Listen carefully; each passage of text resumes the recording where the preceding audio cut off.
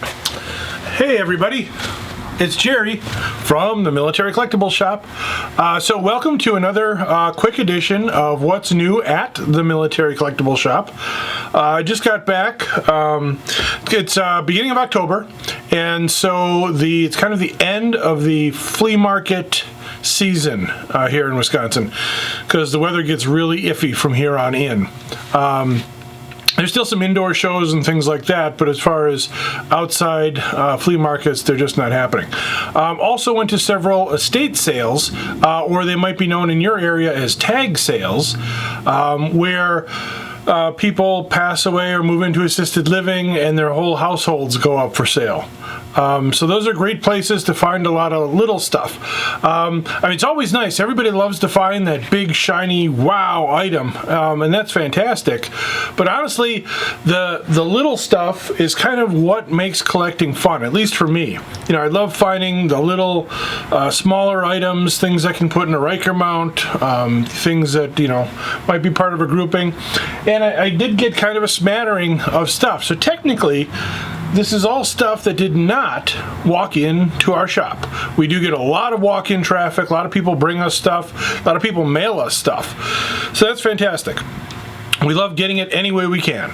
But this is all stuff that I found myself by digging, by going to places, by standing in line for hours, waiting to get in, rooting around in basements, barns, attics, other places, you know, closets full of women's clothing. So kind of an interesting mishmash of stuff. So, let's get started. One of the nicer pieces that actually kind of surprised me was a World War II G1 Naval Aviators leather flight jacket. I saw this hanging there and I thought, wow, that's really clean. That must be a reproduction. And I looked at it and it had the proper tag. And then I looked at the back, you know, under the neck, and it had the proper Navy stenciling. And I thought, wow, that's really unusual. I looked at the cuffs. I looked at the waistband. Now the waistband had some holes, which I thought was kind of encouraging. So I asked the lady who was selling this. I said, "Oh, do you know anything about this jacket?" And she says, "Yeah, that was my dad's. He was in the Navy in World War II." I thought, wow. I said, was he a pilot or anything? She said, no, he was on board ship. She said, I have no idea how he got the jacket, but he got it, and when he got home, it didn't fit him so much anymore, so it's been hanging in the closet ever since. So, nice little life lesson there. If you're ever out and you're buying something from somebody, see if they know anything about the piece. Ask them if they know any history or if there's a story with it.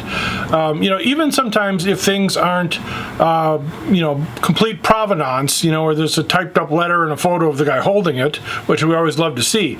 But sometimes just having that oral history connection to a piece can make the difference between not knowing anything about it and knowing something about it. Sometimes people are even willing to share the name of the person who had it.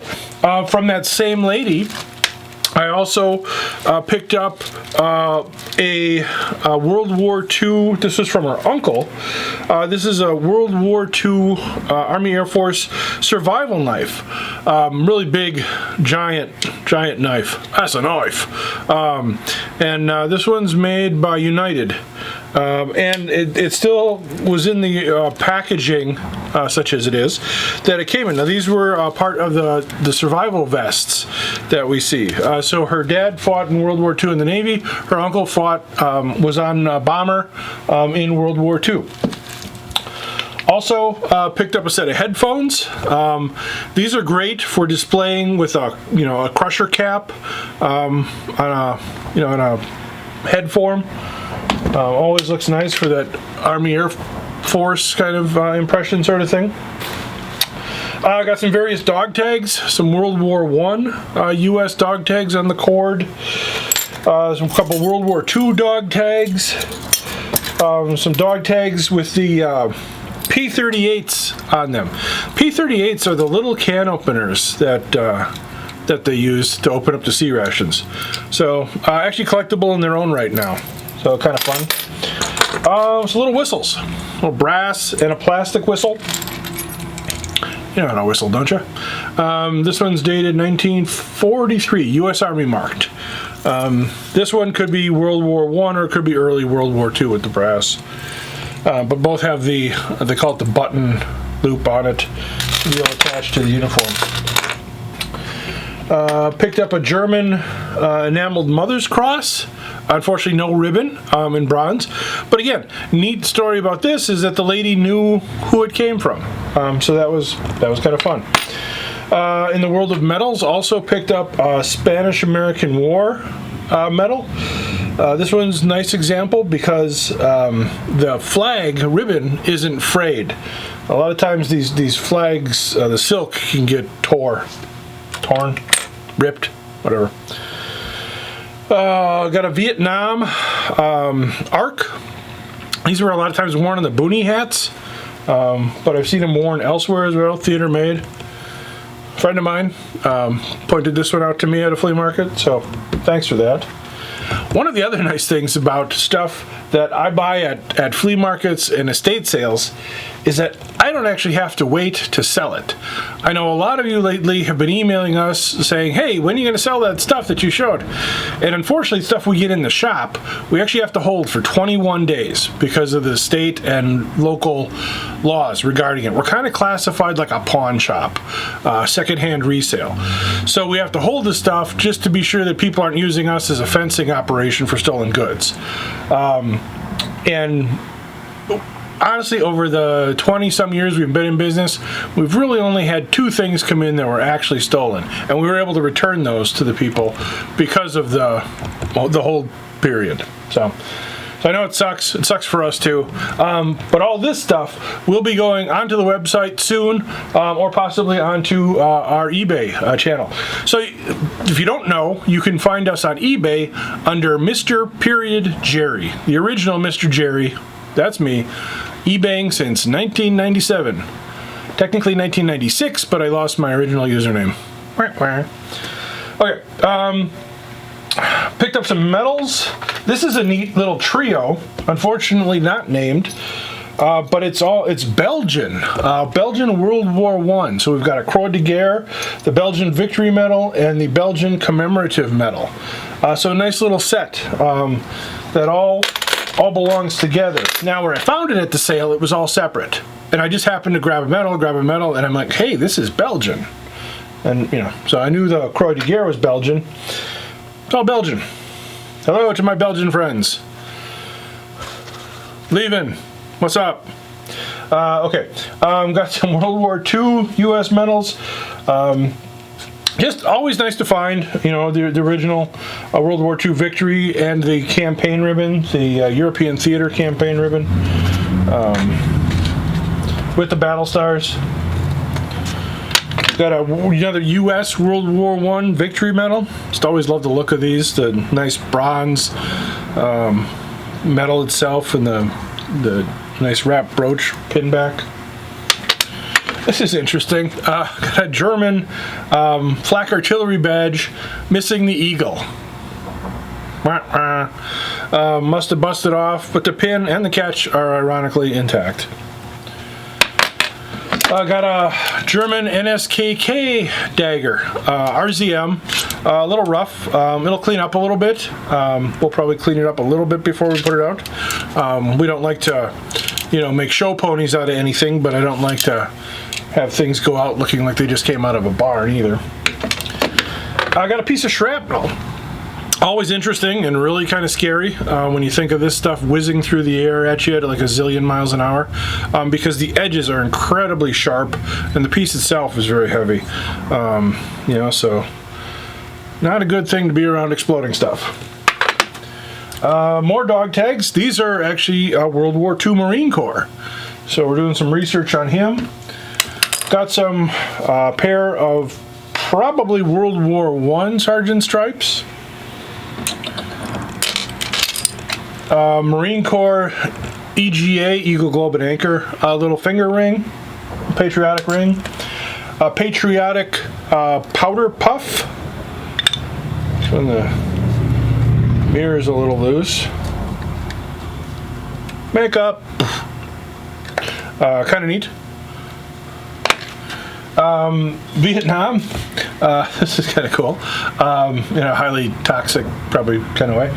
Insecticide, aerosol, synergized pyrethynous type 2.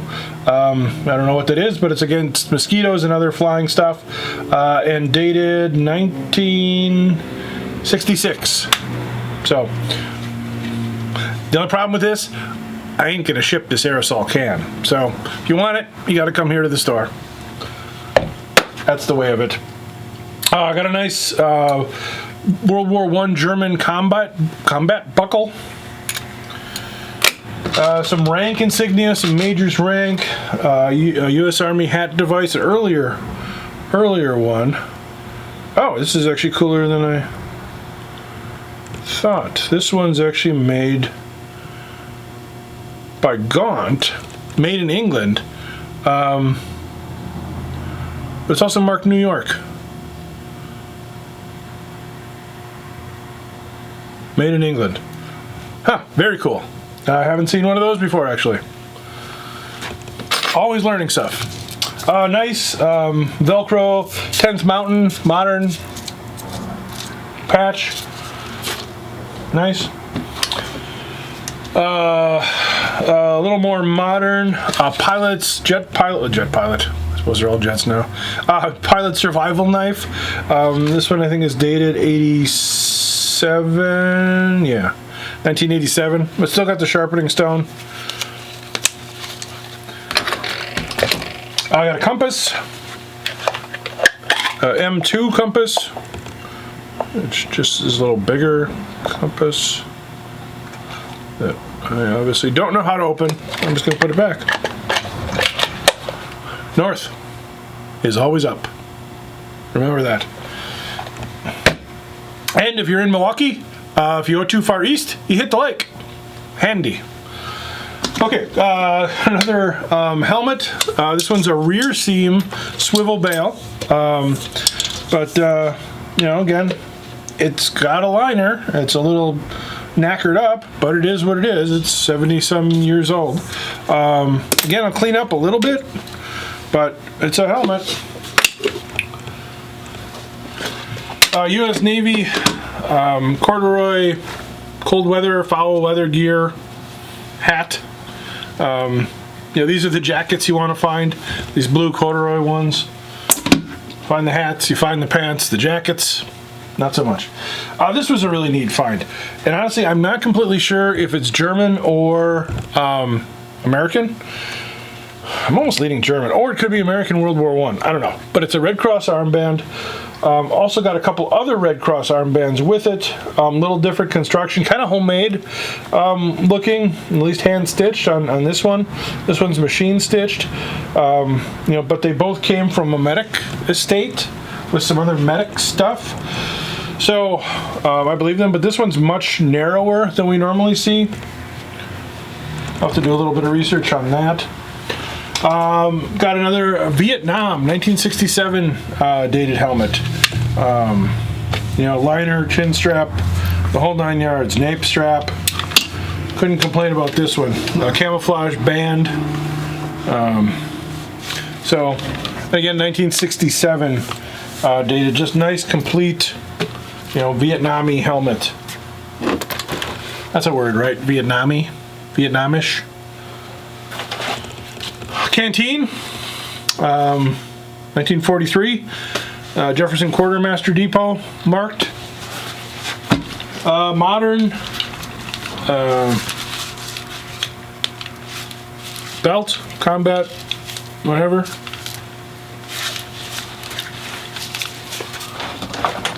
I know my super secret squirrel buddy's going, come on! You know what that is. These were also from the medic estate. I'm going to keep dropping stuff out of it. They're medic pouches. So these were worn with a yoke. There was like a shoulder harness thing that went with that. The nice thing is that this one actually has the wraparound strap. So you would have the yoke, and then you would attach each bag, and then the strap would kind of hold them onto you. They're using it as a carry bag or carry strap right now. But is what it is. Nice to find, especially nice to find in pairs. Got a U.S. first aid pouch with the packet in there.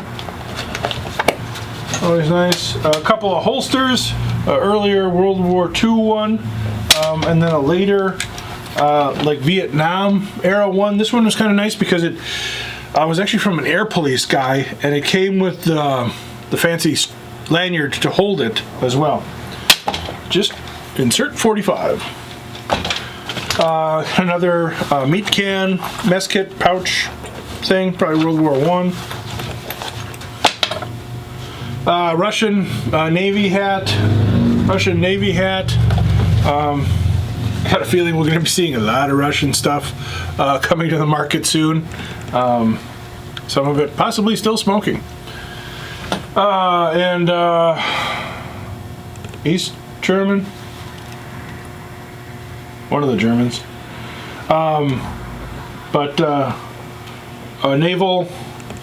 Naval Police? I don't know. It could be cool. From, I think, Hanover. I think with the horse is Hanover. I don't know. Our friend Paul's going, everybody gets so frustrated watching these. I don't know why they bother. This was kind of cool. Just a vet bring back World War II German insignia. You know, a bunch of stuff pinned to something. German dishcloth. But some Army Eagles, Police Eagles, some tinnies, some cap cockade sets.